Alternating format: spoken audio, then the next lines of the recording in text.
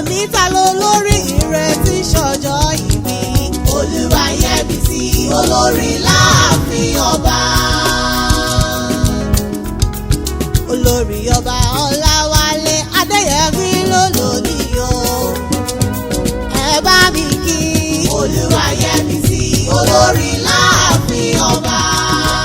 Olórí ire tó ní bíjìsì lọ́gà event. Oluwayemisi olórí láàfin ọba. Oore ọ̀fẹ́ Ọlọ́run ló dá ọ sí lórí Yẹ́misí. Bẹ̀rẹ̀ mọ́lẹ̀ mújó ijó ayọ̀ lẹ́sẹ̀ rẹ̀. Ẹ̀mí rẹ̀ tó ṣọdún èyí aṣọ ọ̀pọ̀lọpọ̀. Wàá tẹ̀lé yí pẹ́ nínú àlàáfíà ara. Èyí fún jòwó arẹwà lóbìnrin o. Oluwayemisi olórí láàfin ọba. Ènìyàn ìbálẹ̀gbẹ̀rún ahọ́n kò tó láti ìsanre tọ́lọ́run ọba ṣe. Adáni sí wọ́n gbowó bí lọ́wọ́ ẹni. Ọlọ́run tó lè èmi inú. Bó bá gbà á kò sẹ́ni lè pè é lẹ́jọ́ rárá. Òní ọjọ́ ìkíní oṣù kẹwàá ọdún ní ṣàyájọ́ ọjọ́ tí a bí olórí Olúwayẹmísí Patience Adéyẹmí ọmọ Olúmọbí sínú ayé mi. Ọlọ́run ọba ló lọ pẹ́ ní tòní o. Olórí láàfin Adéyẹmí. Ọlọ́run ọba ló dá ẹ̀mí rẹ sí. Tó tún fi ọdún kan kún ọjọ́ orí rẹ. Ẹnu ọpẹ́ rẹ ò mọ̀ nìkan láyé bí o. Bó o ti yan Ọlọ́run ọba ní tòní. Ọ̀rọ̀ bí ọpẹ́ kò wọ́n ní kásẹ̀ lọ́dẹ̀ rẹ láṣẹ àdáni wáyé. Olórí ire tó lò níwọ̀n ni mò ń ké sí o. Ilé ńlọba wà kówó lé. Ẹ̀gúnlé ńlọba wà kọ́wọ́ ọ̀dẹ̀dẹ̀. Yàrá ńlọba wà kọ́wọ́ kankan lé. Torí ire lèmi alámọ̀ kẹ́fì ń pèrè rẹ.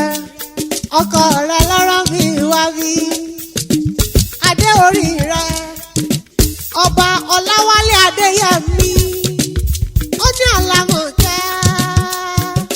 Ó ní dákun wá bá mi kí òdòdó ẹlẹ́rìn dòdò tí kò dòre bí dòdò mi re ló ka àyà mi. Ó ní olórí láàfin mi ni. Ó ní ìfọ̀kànbalẹ̀ mi ni. Ó ní ìdùnnú ayé mi ni. Ó ní olùrànlọ́wọ́. Tọ́lọ́run bá fi fún mi nínú ayé mi ni Olúwayẹmísí ṣe. Ó ní dákun báwọn kì í kórìíra owó. Ó ti yá o káwárẹ̀lẹ̀ àwọn bàbá rẹ̀. Ọmọ Olúmọbí KABBA ẹ̀yà Òkun ní ìpínlẹ̀ Kogi níṣẹ̀lẹ̀ bàbá tó bí ọlọ́mọ ó ti yá kí n bá ọ délé. Ọmọ Mógì mọ̀tún ògì tútù ó bẹ̀ olójó. Gbogbo ìtẹ̀gbó ọkà ewẹ́rẹ́wẹ́rẹ́ ti di rẹ́. Ọmọ oníṣù àkàlẹ̀ dúró bẹ́ẹ̀. Bébí ni wọ́n pòkì ilé bàbá tó bí ọlọ́mọ. Ọmọ abidi ìtírí. Ọmọ awodikera. Òkìtì pakúra lọ́tùn. Patience mo wà nílé àwọn bàbá rẹ lọ́wọ́lọ́wọ́. Ọmọ poríkó ló méjì. Akamoko kan rẹ. Ọmọ pẹ̀tìrín lákùdà. Ọmọ eléwé ẹyọ. Ọmọ alẹ́kọ̀ọ́ nílé o. Ọmọ alẹ́kọ̀ọ́ nílé àjìyà. Àbá ọmọ pé nílé bàbá tó bí ọlọ́mọ ni. Ìwọ ló lò ní o. Olórí láàfin ọba Adéyẹmí. Ọjọ́ ìbí rẹ ò mọ̀ nídọ̀ ọjọ́ ìbí fún ọ lórúkọ lọ́rùn ọba. Olùdásílẹ̀ PGC blog and events. Máa gbọ́ dídùn ẹnu mi.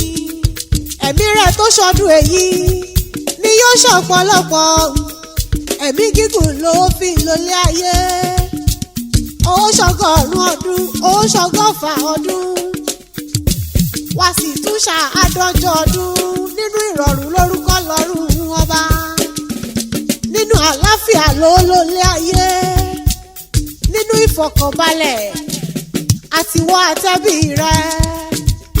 Àwọn ọmọ rẹ ló kú ọdún o ìyá rere, wọ́n nítorí wà mọ́ tọ́jú ọmọ bí ẹni àfijóyè ìyá èwe ni. Wọ́n ní lórúkọ lọ́rùn ọba, nínú ìlera pípé lójó oúnjẹ ọmọ. Wọ́n ní ayọ̀ àwọn ọmọ yóò ṣojú rẹ, ìjáde rẹ àti wọlé rere ni yóò mọ̀ jásí fún ọ láṣáda ní wáyé. O mọ̀ ní bàbá ni láyé jẹ́dọ̀ òwò pọ̀ nínú ayé mi. Àṣeyí ṣàwádùn o. Olori Oluwayemisi Patience Adeyemi ọmọ Olúmọbí, ọkọ rẹ ọba Ọláwálé Adeyemi, ó ní lórúkọ lọ́rùn ọba, kò sí bọ́ ti pẹ́ lá.